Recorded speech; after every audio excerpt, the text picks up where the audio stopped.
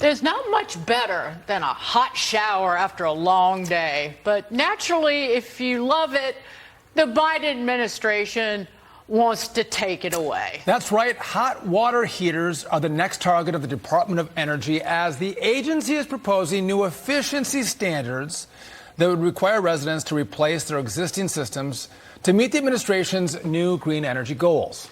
But don't you worry, says KJP. We've got a couple of years until you have to replace yours. How many more home appliances will Americans eventually have to replace then because of regulations? So just to be clear, when it comes to water heaters, and it is proposed, what has been put forward, and if it is enacted, it would not take it into effect until 2029. So let's not forget that. So we want to make sure that we have the facts out there. For more, let's bring in JunkScience.com founder, former member of the EPA transition team under President Donald Trump, Steve Milloy. Oh, don't you worry. We're just getting the facts out there. And it's only going to be a couple of years before you have to replace your hot water heater. When will they stop? Well, they're never going to stop. Look, we've been trying to make appliances more efficient for 50 years, and all we've done is make them more fragile and more expensive.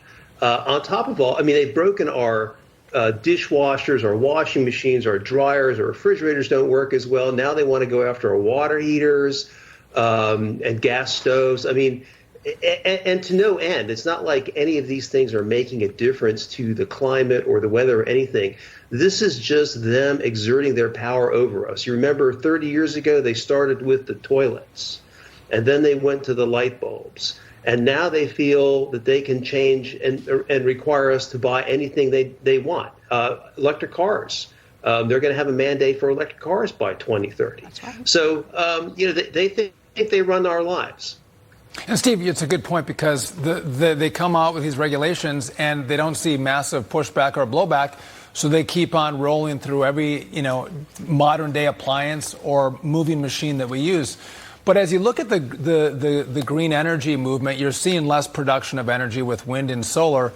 And therefore, if you want to make up for the loss of energy in the system, maybe we got to use less in our appliances. So it's the green energy movement of wind and solar that are now causing us to use these really energy efficient products in our homes that don't actually work for the intended purpose of heating our water or drying and washing our clothes or using our gas top stove.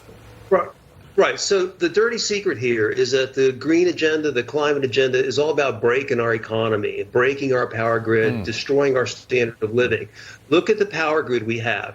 It's rickety as it is. The Greens are making it worse by taking away our baseload power like coal plants and gas plants. You can't build a new nuclear plant. We're just left with wind and solar. And at the same time, we're burdening the grid with electric vehicles. Each electric vehicle charging at home is like having an air conditioner. So we're burdening the grid, destroying the grid, and this is somehow supposed to work. It's not going to. It's going to be a disaster.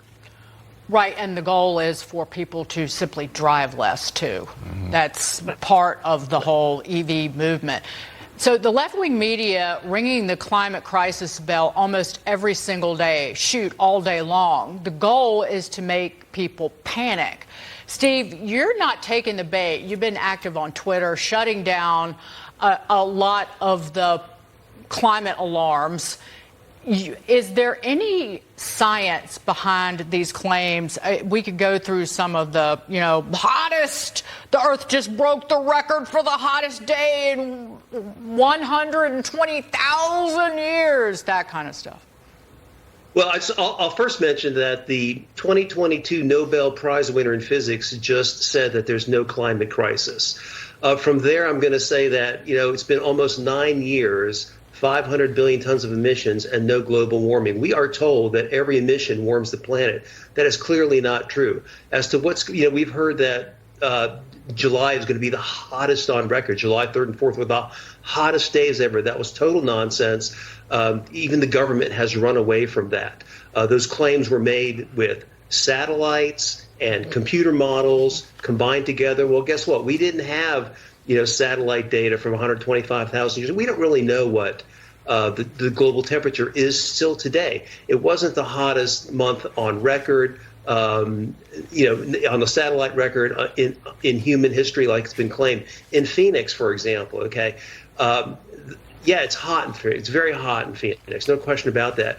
But it's not hotter weather. What's going on in Phoenix that makes it so unusual is that over the last 50 years, there's been a lot of urban heat island buildup in Phoenix. That's all the concrete, all the civilization that's going on. It's artificially warmed up the temperatures to about 5 degrees. So this nonsense we hear about, 24 straight days of over 110 degrees, that is false, because you have to back out the 5 degrees to get the real weather, the real temperature due to weather. And when you do that, it's only really a few days over 110 degrees consecutively.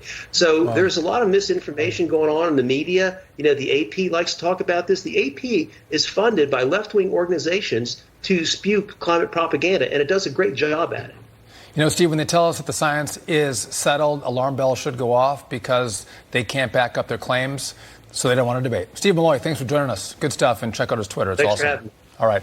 The Sound of Freedom breaking records at the box office, earning nearly